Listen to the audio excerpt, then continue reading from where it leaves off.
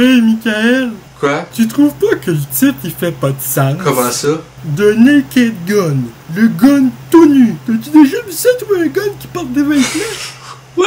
Mr. Flamengo, Flamengo, Mr. Flamengo, que tout le monde connaît Flamengo, Flamengo, Mr. Flamengo, go. Bonjour tout le monde, ici Michael, ou Mr. Flamingo si vous préférez, et bienvenue pour cette nouvelle vidéo. Le film L'Agent fait la farce vient de sortir en Amérique du Nord et je suis allé le voir hier soir. Quatrième film de la franchise The Naked Gun, et ça met en vedette Liam Neeson dans le rôle de Frank Drebin Jr., le fils du personnage incarné par Leslie Nielsen dans les 3 films originaux et dans la série Police Squad qui était sortie avant. Pour ceux qui ne connaissent pas cette franchise, comment décrire The Naked Gun, ou en français québécois, L'Agent fait la farce? Le personnage de Frank Drebin Jr., ou même l'original dans la trilogie de base, c'est un policier de la brigade spéciale qui est, disons-le, pas extrêmement futé dans plusieurs aspects. Une comédie comme ça en 2025, ça fait du bien. Parce que les comédies vraiment absurdes, style parodie, ça fait vraiment longtemps qu'il n'y en avait plus vraiment au cinéma. J'avais pas ri comme ça depuis extrêmement longtemps. Tes fesses! C'est le genre de comédie absurde où jusqu'à tout bout de champ, il va y avoir une joke. Merci. Ça fait du bien de rire à ce point-là. L'Agent fait la farce, ça a toujours été une série de parodie de films policiers, et d'avoir un personnage comme Frank Drebin ou Frank Drebin Jr. qui est un policier qui, autant le résultat de sa job est bon, mais autant il est innocent pour s'y rendre. Le film fait 1h25, une bouffée d'air frais dans les comédies absurdes. Ça fait vraiment du bien de rire à ce point-là dans un film. Toute la salle riait aux éclats dans plusieurs passages. C'est le genre de film qui a vraiment pas peur d'aller absolument dans l'absurde et dans l'innocence pure et simple. Prenez une chaise. Merci.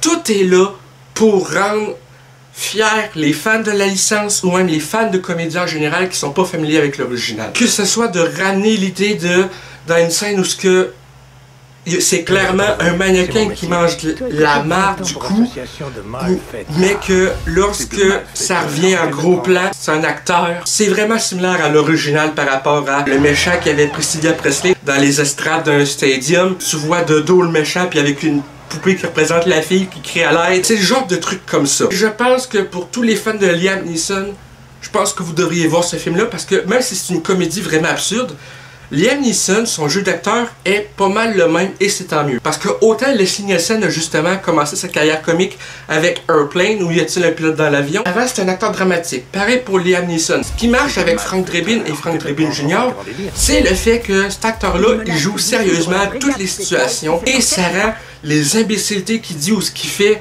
encore plus tordant. Si ça avait été un film avec un acteur qui se la joue pas sérieuse pantoute, je pense que l'humour aurait beaucoup moins atterri correctement avec l'audience. Vraiment, c'est ce qui fait le charme de L'Agent fait la farce, c'est tout le temps le fait que c'est des situations absurdes, mais tout le monde joue ça hyper sérieusement. Les gags fonctionnent. Pour 1h25, le film, ça va à 100 000 à l'heure dans les jokes. J'espère vraiment qu'ils vont faire plus de films comme ça, que ce soit des suites ou tout simplement le retour des parodies qui sont vraiment bien écrites et qui plongent dans l'absurde sans être non plus un cliché de joke pas drôle conne. Là ici c'est des jokes connes mais qui sont hilarants. Il est vraiment dégueulasse ce four. Fait que pour finir, L'Agent fait la farce est pour moi un solide 4 flamants sur 5. Ça va être tout pour cette vidéo critique, j'espère que ça vous a plu. Si c'est le cas, n'hésitez pas à me le dire dans les commentaires, à laisser un petit like, ça fait toujours plaisir, et un abonnement à ma chaîne pour ne rien rater de mes prochaines vidéos. Sur ce, c'était Michael et je vous dis à la prochaine. Peace and love.